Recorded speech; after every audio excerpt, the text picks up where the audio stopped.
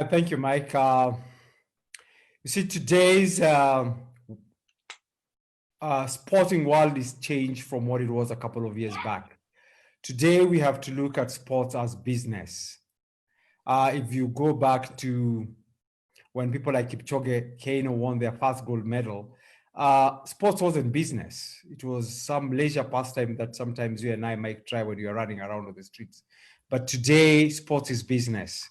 In fact, it's not unusual today that even parents are encouraging their children to pursue sports as a career, as a way to actually earn a living. And if we take this approach of sports as a business, then you cannot really look at a sports career without thinking about money. So it's all about money and how much money you can actually make from sports. And basically, this is probably not news to any of the people here, is that in sports you can only make money from two avenues. And one is performance-based. And when you're looking at performance-based, you're talking about the prize money, appearance fees, time bonuses, just the money you make basically because of getting to number one. And then there's a second revenue stream, which is the commercial side, which comes from sponsorships and endorsements. And if you really look at this, you'll actually see that champions, and that's why I'll start drawing the difference, cross the line fast. Champion is a guy who crosses the lines fast and will always make money from the performance-based. But our stars go to the next level and are able to actually make money beyond the field of play. And just to bring the point home, allow me to use a few examples. Marathon, like Kenya is known to be a country of marathon runners. And in 2014, a Kenyan broke the marathon world record and have done a number of experiments. I always ask people, Eliud Kipchoge broke the world record in 2018. Who held the record before Eliud? And I can assure you, if you walk out of your house now and ask that question, other than the people in AK, nobody else knows who that Kenyan was. And that's really the big difference. If you actually ask yourself, and for those who might not know, in 2014, there was a gentleman by the name of Dennis Kimeto who broke the world record in 2014. Actually, as a matter of fact, Kenyans have held the world record since 2011. So you need to ask yourself, what's the difference between Eliud and Dennis? But I just found out they were born the same year, so they're about the same age, just a few months apart. But the champion, basically, for both of them are champions. They both crossed the line fast. They both broke the world record. But a star then becomes a person who gets known beyond his field of athletes. He becomes the person who's known beyond the diehards fans of that sport. And you will see those differences emerging. When I ask people who was the first Kenyan to win a gold medal, everybody would always say Kipchoge, but Kipchoge was not the first Kenyan to win a gold medal. There was a gentleman called Naftali. People don't remember him, don't know his name. If I go into a sport where I don't know anything about, but I ask who is the number one golfer in the world, everybody will say, like, we know he's not number one, but he's the number one. So Tiger has not been number one, I don't know for how many years, Mike, but that's the only person. If you go to an ordinary housewife, that's the number they know. If you look even in the marathon where we should be having really number ones, you find somebody like Mo Farah being better known than some of our athletes. I mean, his personal best is some warming time that people use for warm up at E10. But yes, he becomes better known than others. If you look at other sports that don't even exist on this continent, like motorsport, Formula One, yet if you walk to any ordinary Kenyan, he's heard of Lewis Hamilton. So that's the difference between a champion and a star as far as the definition. So the star goes beyond the finish line. He has a better connection with his fans and he's top of mind for that particular discipline. So in our space, we look at our normal athletes, we look at rugby, we look at football, and there are names that actually stand out. When you go to football, there'll always be a name like Oliech, that name stands out, Musa Otieno, those names, Masiga from my days, maybe some of you are not born there, but those are the names that stand out. Yes, the team had 11 players, but can't remember who is in the current Harambee Stars and so on. So by definition, that's where the difference comes in. Marcia has really brought the point home and makes it very easy. Why is it necessary for somebody to become a star? Our athletes are known to be very humble people. Si watu waombele, pendi mambo mingi. So they concentrate on their performance and they're happy at that. But what Marcia has actually said has actually brought the point home. As soon as she took her maternity leave, Nike stopped paying her. Yet we know Nike continues to pay Carl Lewis. When did Carl Lewis run the last time? I mean, I don't know. There are people like Michael Johnson, they continue to be paid by Nike and so on. So the reason you need to continue to want to become a star and move beyond a champion is so that you can continue making a revenue beyond your active years. And we've seen even in the recent past, I've been working with some clients who have engaged Kipchoge Keino. Kipchoge Keino has been in a number of commercials because he's a star. I don't know when he ran last, but recently Mzee Kip was in some adverts. Paul Tergat, 2 years ago, we engaged him for something to do with the New York Marathon. So you can actually see a big difference. This year, when all competitions have been cancelled, there are athletes that I do know that have been approached by corporates to do stuff for them this year, and they continue to make a revenue, and at least it continues to support them while we're waiting for competition to go back. So the reason we need to do this, the reason as a business, you cannot focus on one area only. Just like a person who is, producing, I don't know, if you're today the company that produces sodas, you can't just really focus on the production and forget about the marketing aspect of it. So as a business, athletes need to say, yes, number one, it's the job of my coach to ensure I perform, cross the line fast. But the second thing is that you need to start growing this other part so that you can go beyond a star. Last week, we saw somebody like Patrick Macau, who actually broke the world record in 2011, I believe, saying after that he had an injury and then he'd been off since then. We haven't seen him back. So how does he continue making money in the years that go by? Because we have, as a champion, there's, what do you call it? We have a shelf life. After a short while, we'll be out. Yeah. Thank you, Mike. The question as to how, I think, is usually not something that we can really explore today and finish. But I would like to just say a number of things so that we can actually hope that the athletes, the sportsmen and women who are actually with us in this webinar can pick up a few things and take the opportunity to just start improving in some of these areas. One of the things I would like to start by saying is that a lot of people come to us looking for sponsorship because we do a lot of clients. I would like to just say this. Clients do not love you. Clients do not love the sports. Clients only want to sell their products. And when you have that at the back of the mind, that they're only going to pay you because you are able to deliver some value to them that's going to amount into profits. And I'll give an example for those who actually have, want to say, oh, but I'm the champion, so I want to stay there. Kevin Hart is a Nike athlete. He did the New York Marathon in 4 hours. I mean, that's almost a joke for some of us, yeah. But Kevin Hart has a big following. He's able to deliver. Eliud Kipchoge now has 1 million followers on Instagram, by the way. So he's slightly more than Collins by a number of hundreds of thousands. So the only way to becoming a star, number one, is to be known. You need to be known on the field where you're a champion, and you need to be known beyond that field. And there are a number of factors, all of them which actually amount to you being known, and secondly, how you engage with your fans. And the first place I would go to is media. Media is the first call to how you become a star.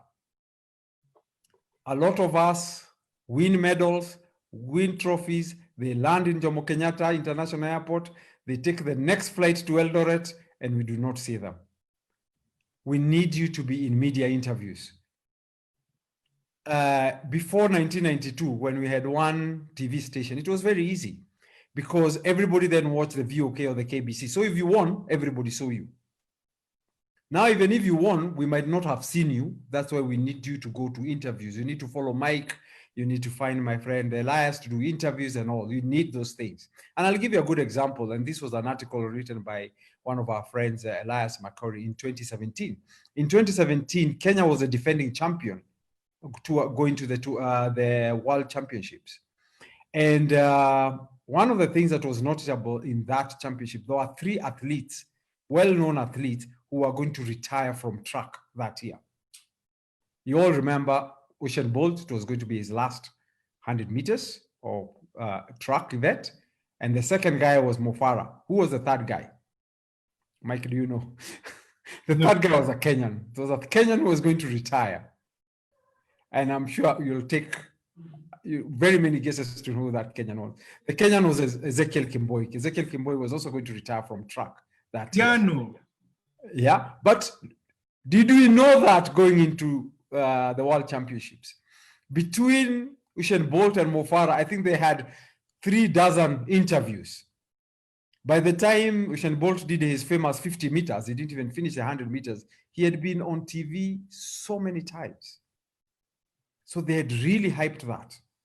We need to start doing that. Kenya was a defending champion, and the athletics team did not do a single interview before the events.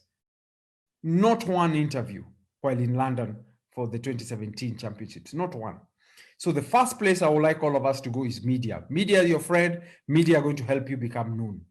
The second place is that we need to find a story. We need to find a story that you can actually talk to and becomes part of your narrative. A good example to that, obviously, is Julius Yego. Julius Yego had a fantastic story about his YouTube that people are able to relate to and talk to that. Another example has just come now is from Collins. He started something that he had a passion with, but it's off rugby, which creates a different interest. Collins is cooking. Okay, so that's interest, and we can start following that part of him. So, and when you interview him, I mean, how many times can we talk about tries?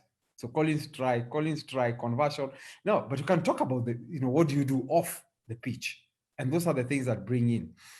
Mercy, instead of disappearing, since you're my friend, I can say this, you could have told us about the blessing that you're getting during your long-term injury, as Mike calls it. And there was some, I think, a Jamaican lady and I think an American lady in the last World Championships in Doha. They were just coming back from having children. But their story about how inspiring it could be to the many moms who, after having babies, want to get back to fitness.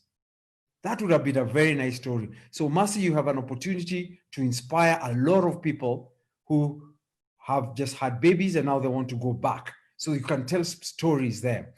While maintaining your privacy, you just tell us what you need to know. You've just finished training. Today you did a 5K. Yesterday you did a 10K. Or it's time to do homework with the children. You can tell us stories around what is going on in your life. And that's where social media comes in. Because social media, what we just need to do is be consistent, find something that we can actually talk about, where we have passion. Collins again said, I have this passion. And then create an avenue for him to engage with his fans. So now there's this rugby guy who is cooking. It's creates all sorts of confusion in the space. It's supposed to be these hard guys, and now he's cooking. So he's actually softening things, issues, and it's creates something for us to talk about. And I've seen also some of our athletes actually doing very well in that area. And you can actually see that they're able to grow their social media handles. Komorol the other day was on IG doing some simple workouts with his kids. He does some warm-ups and posts those. If he's more consistent, his numbers will continue growing. I've seen his numbers growing on IG. Yego, he's also doing some series with his son. He's doing some workouts. He shows us those. And then, so don't worry about becoming very good at it. Just become consistent, become regular, and start going and posting more on a daily basis. Start growing that, start engaging. I think it's, I'll go back to what I started by saying, as we're looking for a local solution. First, at the National Olympic Committee, I think the new team is done well. We have a marketing commission, and this marketing commission is actually available to our sportsmen and women, available for the federations. We have a number of people from diverse marketing disciplines there, and we're able to get together and assist as much as we can. That's number one. Number two, I want us to move away from this mentality of serikali nisaidie, corporate Safaricom tusaidie. We must move away from that. And that's what I told you. If we are not, a corporate does not see that you're going to help them sell, why should they come to you? So it's up to us to actually bring our value higher such that people will actually come looking for us, both locally and internationally. We tend to saying we have big brands. What we have are big champions. We have big champions, but remove those people from the field and we find that I will not buy something because that person told me to buy. Will not get a fanatic following because somebody told them to do. So we have to be careful about whether there is an influence or not. And this has to be earned slowly. It's not something we can earn quickly. It is something that basically, in my mind, I'll always say is nobody, is, for example, born a thought leader. It's something you need to work on slowly. You need to earn it in the mind of your audience. They need to start seeing you in that position. And slowly over time, you can approach it with a lot of humility and respect to become that star. It's something that you move pole and achieve it. And I believe, Mike, if we start with our federations, if the next generation of rugby players, we start talking to them slowly, by the next time we have in 3 years, the next team that's winning the sevens at Singapore can get endorsements locally because they will show value. Mercy, as we wind up, you have a question for Gacheru? I think I have one question. No, go ahead. Yes. How are we recognized as stars in Kenya?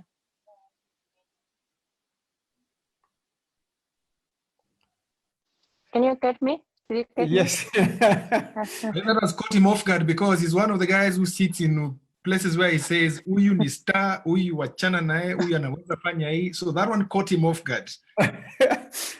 Guilty as charged. I mean, we first of all appreciate all of you guys. We cheer you. We really appreciate. That's one thing. And I think Kenyans do follow our teams as they win. But then Kenyans are very busy people. So as soon as we win, you win and you go home, we also go home and continue to our business. So to move to the next level of where you are winning and you're on the podium and we are clapping for you and we are celebrating you, you must engage with us.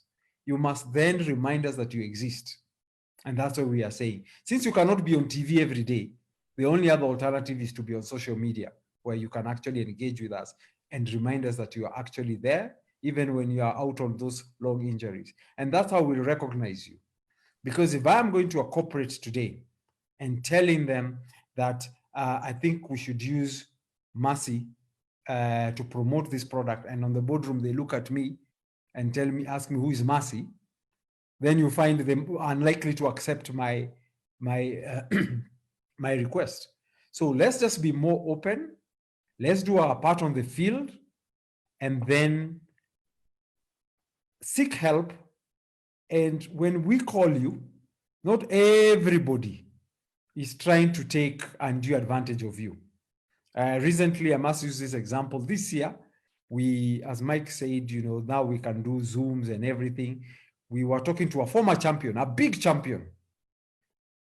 And she said, no, she cannot have these social media things being done from her house because thugs will see where she lives. And so you can imagine. So you can see we have a lot of things that we must really get rid of and just be open. But I'm just going to say, from a marketing commission point of view, our doors are open.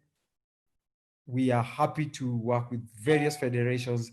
And if your federation is not talking to us, feel free to talk to us directly through the NOC office. We will be able to assist you as an individual and walk with you through that journey of what you can do within the media space. We have very many good media experts on the team who can really assist.